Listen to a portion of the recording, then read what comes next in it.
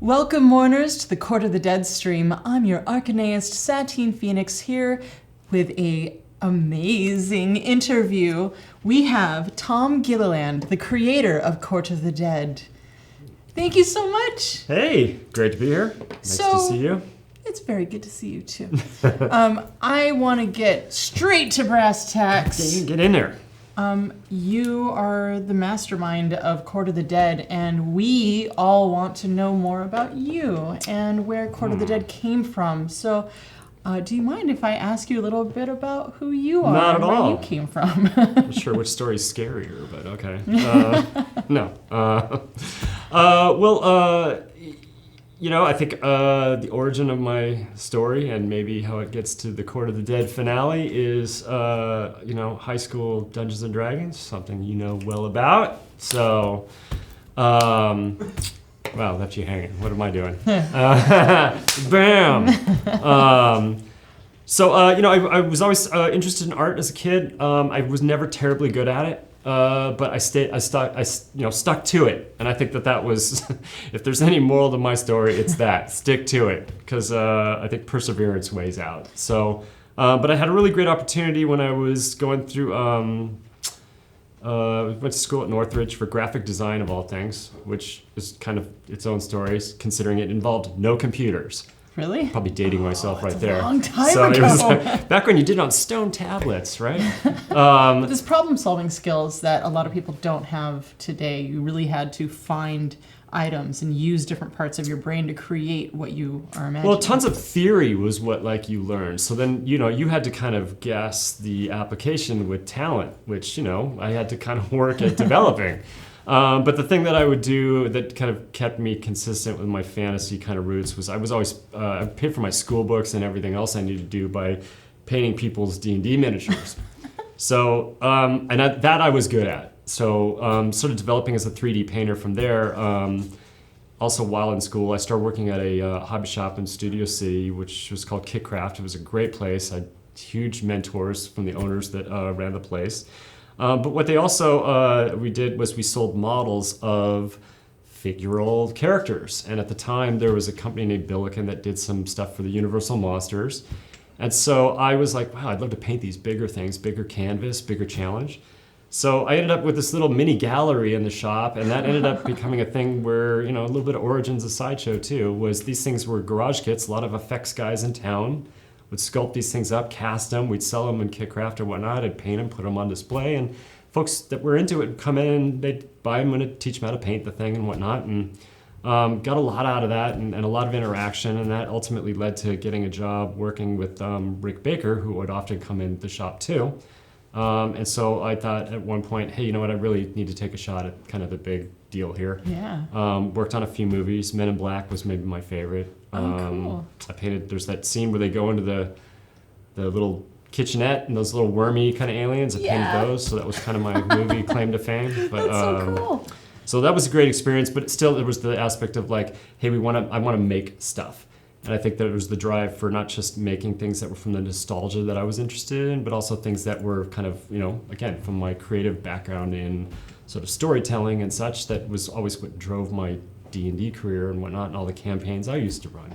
So did you make your own campaigns? So you Oh yeah. So for people out there who don't know Dungeons and Dragons, there's a lot of homebrew. You create stories, and then you have people engage with your story and change the outcome based on their choices. So for you, did you do a lot of testing, like play testing your stories and then evolving them into other stories? I think it was just that, I had the small group of friends, we'd been so tight that it was kind of a thing that I noticed that telling the story to someone could be very personal in drawing out what I knew about, you. If I was, okay, if I know some things about you, then I'm going to tinker the story in such a way that it's cool, it's the one I want to tell, but I can tell it through a litmus that really will pull your triggers.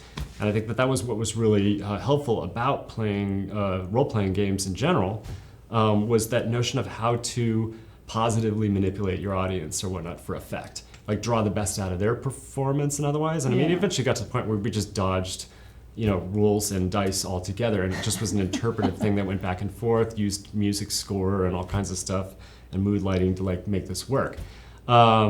And so, but I think that kind of stuck with me. So like leaving the film stuff behind and getting into the origins of where Sideshow picked up, it was, hey, you know what? I think we can do these things that we did for film maquettes, as well as a lot of this like resin kit kind of stuff that we had done.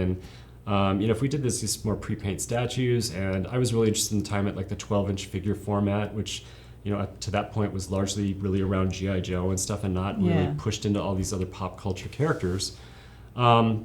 I was like, hey, this is a great way to kind of pursue the artwork that I want to go after. But at the same time, I was like, I want to move more into the design aspect of stuff, and I really want to design original stuff too. So the original DNA of Sideshow was, yes, pursue the nostalgia and pop culture, and but was also like, hey, we were supposed to kind of pay ourselves back by pursuing our own original thoughts. So, fast forward 16 years to about 5-6 years ago, and realized that, hey, we really succeeded on, kind of pursuing our pop culture dreams, but hadn't quite paid off the debt on, taking care of our own creative, expression. So I really it was almost like a day where I went, you know what? Enough's enough. I've got, the staff has got, the sensitivity for all this or whatnot. I can take a little break, step back, and kind of think about what I want to do. You're like, I'm the chief creative officer here. Well, I have this blank check. I better spend it on something cool, right? So we were in the swell of a lot of superhero stuff, which, I'm definitely into it, but I was always into it from the sort of Batman, Punisher, the sort of anti-hero ethic. Yeah. Even as a kid growing up, Clint Eastwood's Man with No Name was like my kind of hero. I didn't really buy the ones that kind of wore their super righteousness on their sleeve. Yeah. I kind of felt they were more realistic when they had, sort of dark, specters in their background and whatnot. And I was intrigued by that notion. So when it came time to kind of figure out amongst the different ideas I had, I was like, well, what one would kind of echo with what makes these great superhero stories work, and team amalgams and stuff like that, or back to role-playing games, a good party of characters. Yeah. And I was like, I really want to do this dark kind of turn or flip your script kind of point of view thing. So Court of the Dead kind of arose from that, where I was kind of thinking, well, if this was like the X-Men and this were the underworld, what would Professor Xavier and the X-Men be like? And so that's how the All-Taker kind of came to be. And then the Court of the Dead was sort of the characters that then sort of supported that agenda, and eventually the story started to weave around this great sort of epic dark fantasy parable about power and how the aspects of the Celestials had failed in their purpose, and the All-Taker, being born in destruction, realized, my way forward is to be the guardian of both my realm and the mortals and fix this problem. And I thought, now this is the kind of dark stuff I can get into, and still bring out what the origins of what is heroic, what is that? Yeah, it's decision making in crisis, and it's not always about you. And I thought that this would be a great way to kind of explore this. Yeah, Court of the Dead is very deep too. Like it's not saying other stories are superficial, but there's so many layers to this, and there's a lot of reason for everything that happens in this world. Now, did you create that yourself, or did you have a team that you worked with? Well, I think originally, you kind of get the architecture kind of like mapped in your head, and I think once I had a sense of like, what's the All-Taker's, like the burden on him and whatnot, and what's kind of the framework and what's the look I'm looking for or whatnot, then I immediately was able to, seize on the blessings that I had right in front of me, which was the access to the studio talent. Yeah. Which is, is enormous. It's what fuels the whole Sideshow engine. And there were certainly, folks on the team that were like, hey, I like kind of what this thing you're fooling around with here. I want in. So different folks were kind of, reaching out and expressing different things. And, I knew who kind of had some of this sort of dark fantasy kind of, aspects in their roots.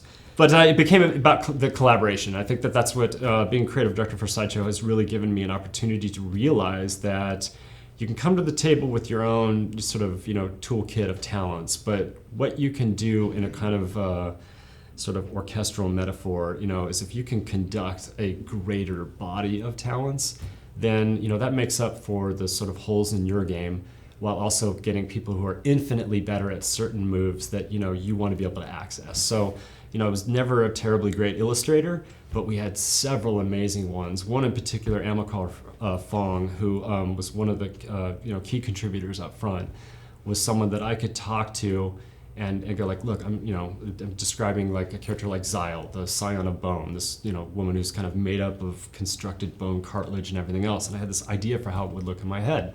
And we could start discussing out the ins and out. And I was really good at explaining what things look like, but terrible at drawing what they look like. So, I mean, someday I should show some of that crap because it's embarrassing. But, and I was like, God, I used to be able to draw my D&D characters a lot better than this. I should be able to do this now. But surrounded by talents like that, it was much easier to say, you know what, I'll work on projecting the bigger picture, and I'll collaborate with the folks in the studio or whatnot to kind of build this up. And I think that that's kind of the roots of where you make a world build feel bigger and also a little bit more inclusive, because then you start to get ideas from other perspectives, and that sort of shapes the narrative. And Amalcar was always amazing at sort of seizing on the theme that was behind the character and recognizing like so again, to beat on the Xyle part, what makes her what she is? Well, the fact that she's kind of the extension of the All-Takers like logic and administration and constructionism, was like, okay, well then let's make a character that like, in body form looks put together that way. And so he would put things on the table that way, and others came along. Rachel Rubicek on staff is another one who is is very court obsessed or whatnot, and oftentimes has to remind me what I said about certain things. Which so when you're building the world out, you're like, okay, yeah, I kind of forgot I said that this is how that works, and so. She's very good about like, staying sort of the lawyer on the issues or whatnot, but she's also incredibly creative and has brought a lot of looks to different characters. So, so I think it's like that collaboration is what makes the thing, when you talk about the depth, and I think that that's what really helps kind of create that. There's a parallel. I don't know if you've seen it. Like just listening to you talk right now, there's a parallel between you and the All-Taker. I don't know about that. Yeah, I mean, look at it. That was not the character I saw myself as in this thing, but well, in this instance, you have the All-Takers created this court, and here you are with your own court, essentially, of creators, and building this world, and they're building Ilverness, and that's pretty phenomenal, actually. I think that there's what do they always say, like, write what you know. So I think that there's the aspect of like, and I didn't really want to beat this out so much, but it was like, yeah, there were aspects of, the story of Sideshow that kind of like, echo along with some of the, aspects of the way the project works, in the sense that, we were most certainly at one point the total underdogs in this story or whatnot, and had to kind of slowly but surely grind away at our purpose or whatnot. And I think the aspect of, building a court of artists, if you will, or whatnot, that could all bring something special to the mission or whatnot. And I mean, at this point, the folks who have contributed that are countless or whatnot. And I mean, I'd love to have a scrolling thing of all those names. They're well deserved.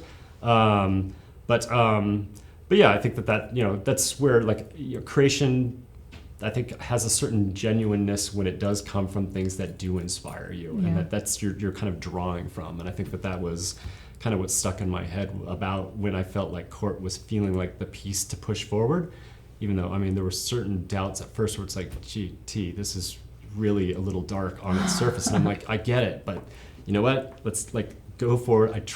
Trust me. The nobility of these characters will resonate with folks when they see that they're not drowning in the evil of their the appearance of their origin. And that's, part of the parable of the story too, is not so much to not judge the book by its cover, but, things should be given a chance for redemption and/or a chance to rise to something greater than maybe what their origin was. Yeah. And I love that notion of sort of personal empowerment in that regard. And I was like, well, what better than to give characters that are normally just out of hand, assigned to evil, when there's no, really they're just dead. They live on the other side of the veil. Yeah. It's just a transference of their existence to another place. So there's plenty of righteousness that can go along with that too. And I wanted to sort of show that instead of go with the, not for nothing. I mean, I'm a big Harry Potter fan, right? But there's a certain aspect of like, well, 11-year-old kids, they sort of get the of course they're good. Yeah. I don't know. I've met some 11-year-old kids that are not exactly good.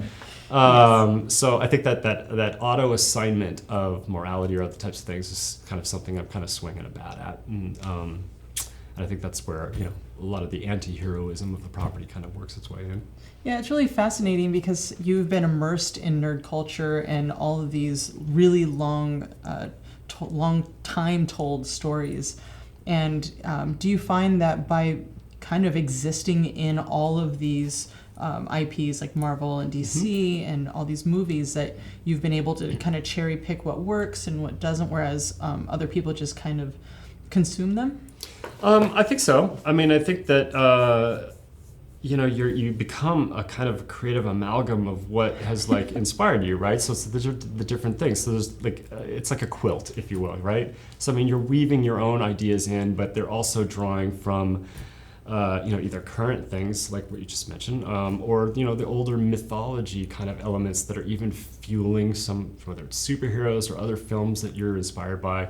They all pull from stuff. So, I mentioned like the Clint Eastwood, the trilogy of that. I mean, a lot of that came from Japanese cinema even or whatnot, its inspiration. So, and that sort of lone samurai ethic becomes the lone gunfighter. When you look at the two, you're like, wow, they're different culturally, but there's ethic about the way that they represent themselves that's similar. And then so you take that kind of construct and you move forward with that. And I think that's what's kind of neat about, I think the way creativity goes, and especially with the wealth of inspirations that can be hitting you nowadays. Yeah. I mean, as a kid, back in the 70s or whatnot, it was like there was not this sort of banquet of stuff. A lot of films were like Kramer versus Kramer, people getting divorced, and all kinds of other human interest type stuff. And I was still like jonesing on like Harryhausen movies and whatnot. Like, how come we can't have more of this cool stuff? Yeah.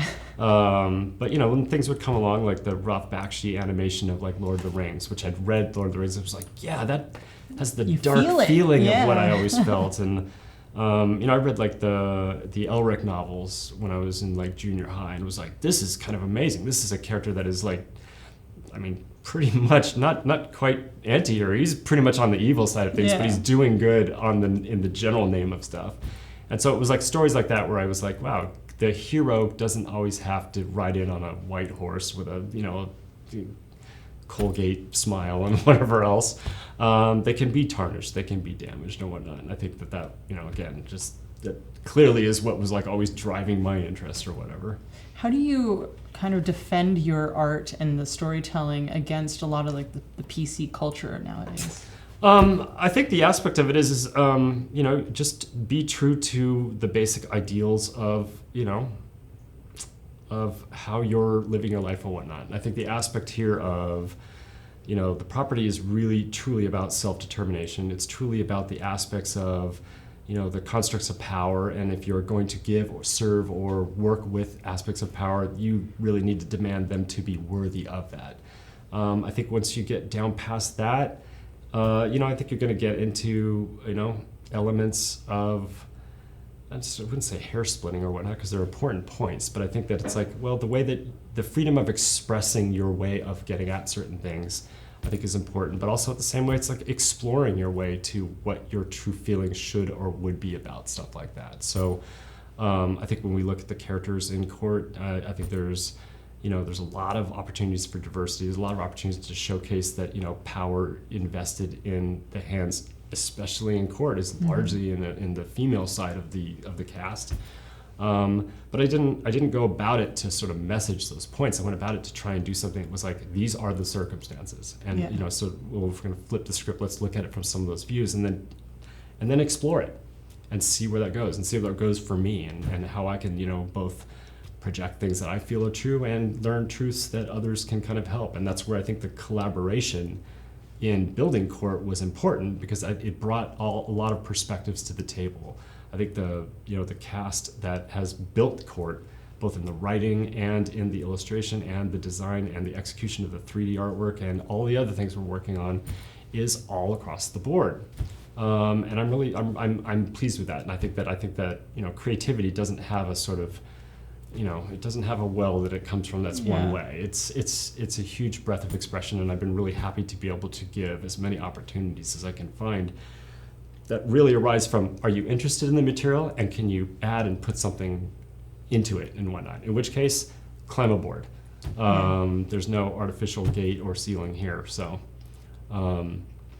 So, and I think, when you're also dealing with, aspects of the story that kind of touch on certain touchy subjects. We're looking at the celestial aspects of this, not railing against anything in particular, other than that is a fixture in Western culture of where we kind of assign power and we auto-assign morality.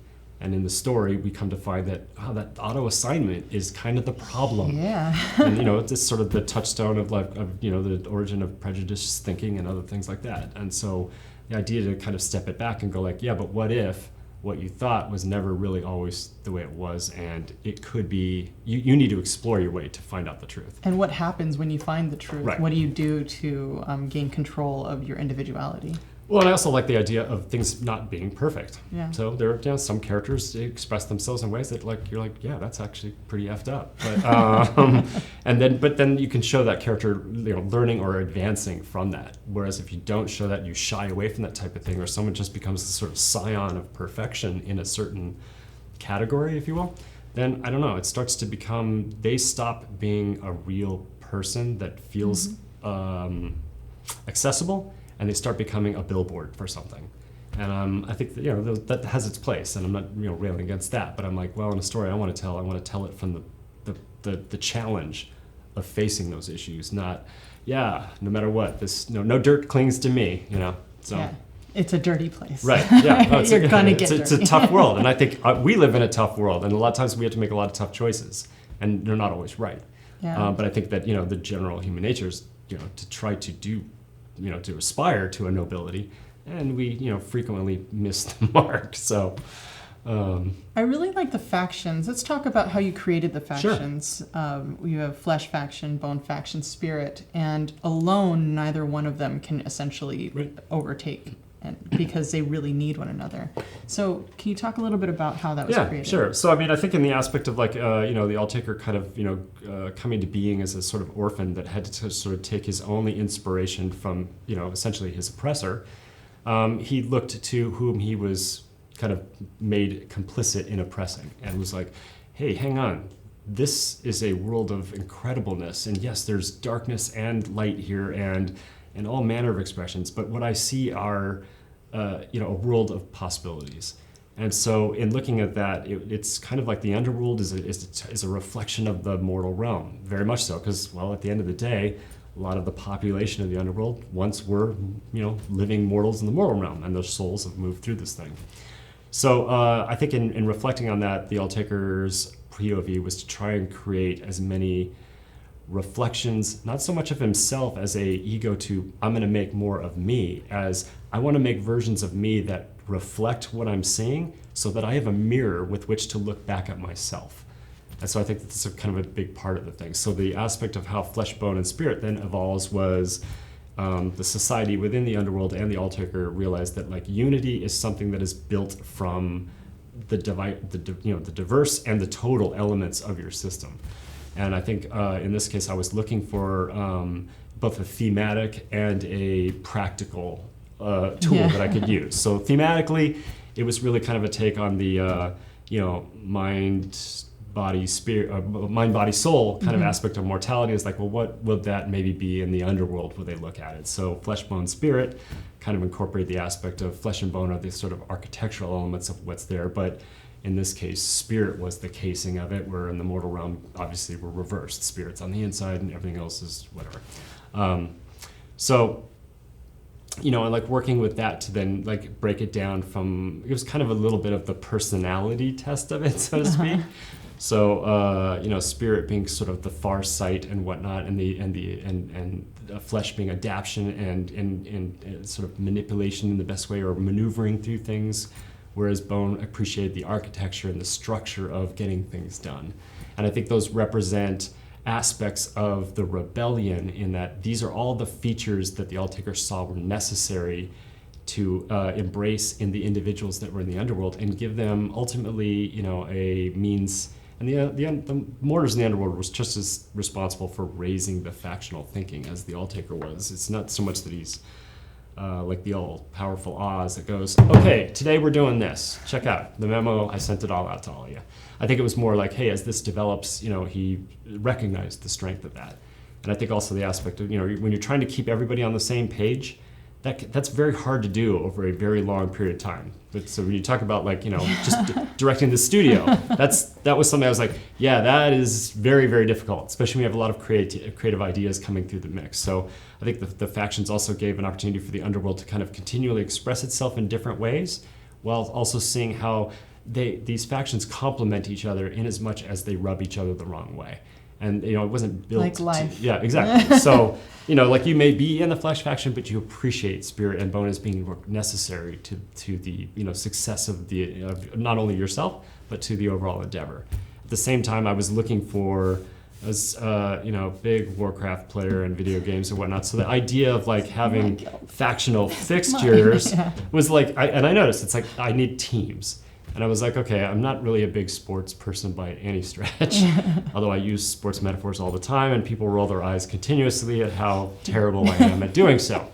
But so the factions then becoming kind of a team, kind of a piece, and having you be able to I think this was important because to try and sell a sort of story that kind of is dark on its surface but has a noble intention was to give people a way to kind of get involved. And I really wanted them to have that investment. So it was well, think about your, it's a fairy tale or whatnot, or a dark fantasy. So it's in the underworld, should you appear there, what might you attach yourself to? And I thought the factions proved to be a really good instrument to give people a way to go, yeah, I feel like I'm a little bit more Flesh faction or Spirit faction or whatnot. What's your faction? I'm, because I'm on the inside, I think I have to keep that a little That's politically true. correct That's there true. And remain united. I'm Flesh all the that way. I can generally call that. So I knew that one. And I like that. I always had kind of a vision that we would do stuff on social media and whatever, where we would kind of not pit the factions against each other, but just give people an opportunity to kind of feel that aspect of uniting as a fan base, but also knowing that, hey, we got our special part and you got yours. And, again, I listen to people play sport or, watch sports all the time. They have their teams, and man, some people are religiously attached to those teams. Yeah. It's man, if I could capture even just a whisper of that, I would be totally satisfied. But, and as to kind of project thoughts forward, I totally had gaming in mind for this property. And so I was I need to have instruments in the DNA of this project that are going to best accommodate that. And so the factions were a big driving force in me putting that together. And then I think that helps bring a lot of identity to the characters and give me ways to kind of put the cast together. So it started off as these beautiful sculptures. Do you have other mediums you want to tell these stories in? We have comics, graphic novels. What is that's your vision, that's the sir? best part of this equation, because there's really no vista.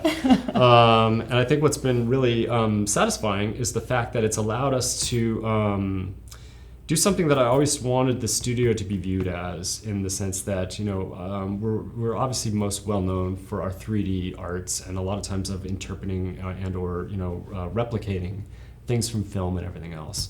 But I've always wanted the studio to be viewed as a total art environment, in the sense that we are, not just sort of 3D Xerox machining things. We're also putting stuff in. We're sometimes doing our own takes on characters that are well known, and then obviously stepping into original stuff as well. And also why it was really important for us to also get out, the art print program is a great demonstration of, we not only have a lot of tremendous art, painters on our own staff, but also a lot of tremendous, painters and whatnot that are part of the pop culture lexicon, mm-hmm. that have, become friends of the company or whatnot, and have kind of become part of the team in essence. So being able to show the 2D to 3D and how they both have sometimes influenced each other in different ways. Sometimes we did the 3D piece first, that influenced the 2D. Sometimes it was the other way around. And I like that aspect existed. So to take it another step forward was, well, cool, now there's all these other mediums that are kind of right in front of us that are, become ever more accessible, certainly as time has gone on. We had so many illustrators and different comics artists that were kind of coming through the studio and otherwise. And I was like, man, I've always read the comics, but I'd love to kind of get in and figure out how these kind of work, tick, and explore the story that way. And so that was a very great or a very easy way to kind of get to, an at bat. Just go, well, like, wow, we can do, like, Grave Tales was, start off, it was very, 8-10 page little snippets to try and tell little aspects of the story and get context out there around the big 3D presentation that we had launched, I guess it was maybe 5 years now at Comic-Con or whatnot, which was super satisfying. But I think the one thing I walked away from that presentation con job to a degree, because we had done it. I'd gone to the LA Art Show and I'd seen all these exhibits, this incredible art from incredible artists of time immemorial.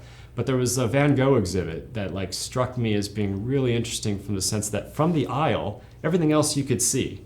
But from the aisle, this thing was draped in these gauzy fabrics, and you could see a little light, like, obscured in the center. And I was like, what's in there? And I saw people lined up, and I'm like, I want to go in there. And I was like, it's an experience. I don't want to be, yeah. And so I was like, this is a great way to do this. And so, because, Comic-Con, and we have a fairly big booth space at the show, so, and it's wonderful to showcase that stuff in such a gonzo way. But I was, talking to my partners, and I said, hey, look, I want a certain span of space, a little kind of corridor that I can tent off so that when folks come in, I can kind of phase the rest of the show out and give them and get that focus.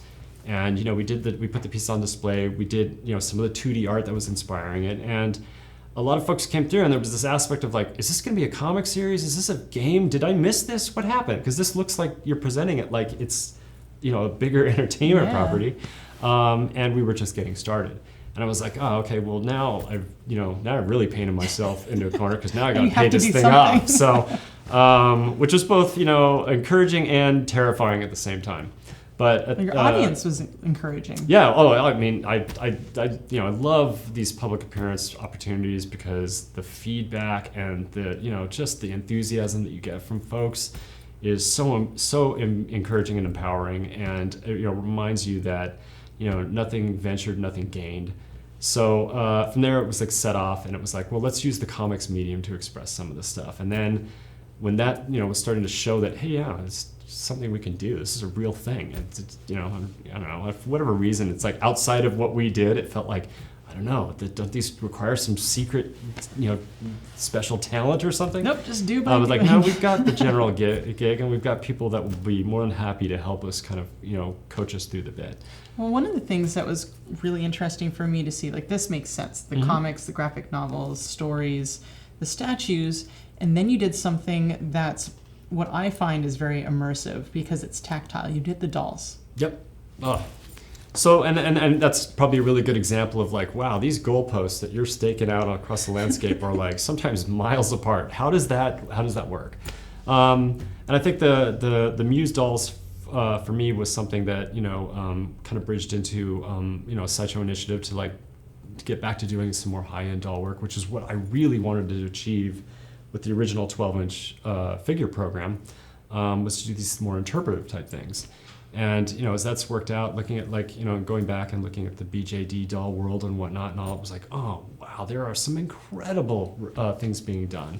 And I mean, I just got really gassed up about that. And we had Andrew Yang had been working with us kind of on a slightly different doll project, and we ended up with Daniel Randall, his partner, getting involved in figuring this out or whatnot with our own internal team, and we seized on the factional muses as a way to sort of represent Court in a different way. And I think that's kind of an example of where my thoughts are going. I think, like, Court of the Dead certainly feels like it has this dark fantasy, and as it has its roots in these 3D premium format maquettes, but to me that felt like that's one of many, many, many ways I can express this project and how personal it is to me, and just as an art inspiration vehicle. So the Muse dolls were a way to do something else that was part of my interest or whatnot, the interest of the studio, the interest of Sideshow overall. Andrew and Daniel seized on the mythology and whatnot, and we worked out the designs to kind of build this idea of, well, let's push the faction thing a little farther as like, well, in terms of fashion and expression, how can we use that as a kind of a non-named character, but a thing that really embraces the spirit, if you will, amongst the flesh and bone, or the essence, of what Court of the Dead kind of really is. And I think so when you look between the two, you think like, wow, those are kind of miles apart. But in reality, they're just it's more 3D expression, and I think I love the idea of articulating dolls and whatnot, and that sort of performance that you get out of it. And I think that's always been a big part of what the 12-inch figure experience has been, is the chance to give the collector a role in it. Yeah. So our statues, you can put them there and you can appreciate that or whatnot, but the 12-inch figure has a slightly different gag going for it, and it's that ability to, like, on any given day you can pose it slightly differently, and I think it gives you a little agency and investment in the project. Yeah. And so that's a little connection different. too. Very much so. And I think when you're working with the Muse dolls and you're kind of laying them out in these languid poses or other neat, like, kind of like, I always put them in these little coffin things or whatnot, but they just have a magic that's a little different, and I think that's the thing, the magic of the underworld and the court and its quirky, ethereal, whimsy is something I wanted to get across as well. Kind of something that I always refer to in house when we're working on subjects like that as sort of the lighter side of darkness. Mm-hmm. And there's some other projects that we're working on that are radically different than that in their identity, that are other ways to kind of express that. And I think that's a good way to kind of build the overall sympathy for the underworld as, it's a dark place, it's edgy and whatnot, and it's got some sharp edges, but it's also got a little bit of a kind of, sort of haunted mansion whimsy or whatnot, or things that I always remember from, like, great comics of the 70s and whatnot, whether it was like Warren Publishing, Vampirella and things like that, and where sometimes the tales were wicked, sometimes they were a little more charming, and I dug that. So, stuff like that was like, hey, I want to stake these pieces of landscape out. I want to show that the elasticity of Court of the Dead has some abilities to work in other areas too.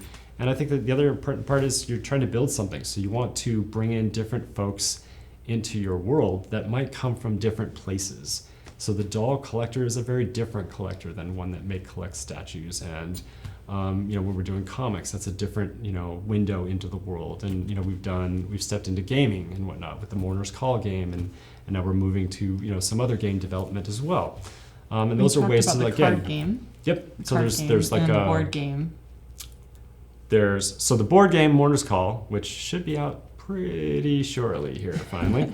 So I'm super stoked to see that. I think that's a great vehicle to give people an opportunity again. I've always loved stuff where the property gave you access. Yeah. And I think that was something that I wanted to make sure was part of this deal. I think that's, gaming always was a big part of me. I felt like I could be part of the story. I play a lot of miniature wargaming and whatnot, so, even as a young kid, I came back from the Ralph Bakshi movie and was using my army men as the army of Rohan and whatnot, and as time went on, my budget got better, and I actually built the real things. Oh, really? That, and I do a ton of World War II stuff now. But do you still have, like is this like a garage thing, or do you have your own room? I have a giant gaming room that is pretty impressive. It's got both all my fantasy art in it and tons of mannequins with my World War II uniforms, and it's just sort of my place to go and, like, bring over a few friends and, fight out something. Yeah. Whether it's in the world of fantasy or the world of history, either way. But we all are inspired by different things. So, there's... Well, I like that, you've got I don't know, I think as pop culture devotees or nerds, as it will, I think we're an amalgam of a bunch of interests. And the fact that we can now wear those interests on our sleeve and don't have to kind of, like, I don't know. I mean, I remember in high school, there were certain things that certain cliques of my friends, no way in hell am I talking about this. And the other ones, it was like, that's something else altogether. But now it's like, it's wonderful to see that that's not the case anymore. And I think that's, just some positive indications on, I think where things are headed for all of us, that we can celebrate what we love openly. Exactly. I think you could say that across a lot of spectrums, but gaming, though, as a DNA element of Court of the Dead was definitely something that was on my mind from the very beginning. To get a chance to do this big board game that, like, really draws you into the story of what Ilvernus and the Alltaker's plight is, and puts you right in the middle of the jeopardy between the sort of celestial oppression and this sort of dredge grip, which is the sort of inner dark nature of the Underworlders that they have to constantly kind of fight to rise above. I think the game does an amazing job of repping that, does an amazing job of, like, playing the cast out and letting you play them in different combinations, game after game after game. You get to experience the factions and everything else. The ongoing stuff then starts with our Skybound effort with a game called Dark Harvest that's a little bit more of a party game, but has some really cool art. I'm really excited to showcase this. An artist named Abigail Larson has done the card art. She has a wonderfully dark, whimsical kind of way of showing the characters, which I felt was like kind of cool. Because the game itself is a little bit of a dark edge. It's kind of the aspects of reconciling the kind of the harvest of souls and how you're trying to get out from under this grind. But so when you look at the card art, it's just got these really charming kind of, again, slightly lighter sides of darkness or whatnot. I don't think I always have to bathe in the really cooler aspects of the property. It's like celebrate the whimsy sometimes. This game's going to do a wonderful job of that. There's a version then of their very successful ongoing title, Super Fight. Yeah. I think I got that right. Yeah, that's it? Yeah. James gonna kill me if I don't. So looking forward to sort of taking the core characters and then putting them in the mix and seeing how well they stand up against many other or better possible or more long established characters or whatnot, which is what's fun about that kind of game. And that one's just silly. Yeah. That's just like who's more powerful than winner? And I was like, place. that sounds fantastic. Those kind of arguments I have in my head all the time, so I might as well have a game where I can do that out loud. And then we've got some much deeper and more interesting things to do beyond that. So, but that's kind of still in the secret closet of what the heck we're doing. So, so I think that I certainly folks ask a lot about role-playing game, and I'm like that absolutely. I mean, the Chronicle of the Underworld is half role-playing game booklet minus the rules. Yeah. So should I find a system that I think kind of does a nice job of juggling the role-playing aspects versus the technicalities of rolling dice, which is kind of my prejudice because I am the one roller. Like my dice always come up south. They're always low. You roll for story. That's the whole point. So, I've come to, now that I've come back to like what's going on in role-playing games, folks like yourself and whatnot and many others have said, hey, hang on, man. Everything has moved kind of past the you're caged by this like system, and you can step out about that, and it can be about just determining something good happens, and the DM or GM, as the case may be, is gonna have to be good on their feet and gives the players then a chance to have even greater agency to make bigger and more fantastic characters, which I was like, well, then sign me up because I'm excited about that. And I mean, there's even hidden amongst the court cast is my high school D&D character. So wow, we're gonna have to find out more about that at another time. I know that everyone out there is excited to immerse themselves way more into Court of the Dead. Thank you so much my for pleasure. this amazing Thanks for the interview. opportunity. This is great. You're wonderful. Come in and talk about what the hell we're doing. Yeah. Tom Gilliland, the Chief Creative Officer of Sideshow Collectibles and creator of Court of the Dead, thank you so much for being here. Oh, you're welcome. Thank you. We'll pick your brain more at another time. All right, deal. Until we meet again, dear mourners, rise, conquer, rule. Hey, did you like that video? Be sure to subscribe by clicking the S icon on your screen and click that bell icon to be notified whenever a new video is posted. If you'd like more info on the items featured in this video, click the link provided under Product Info. Thanks for watching, and don't forget to let your geek side show.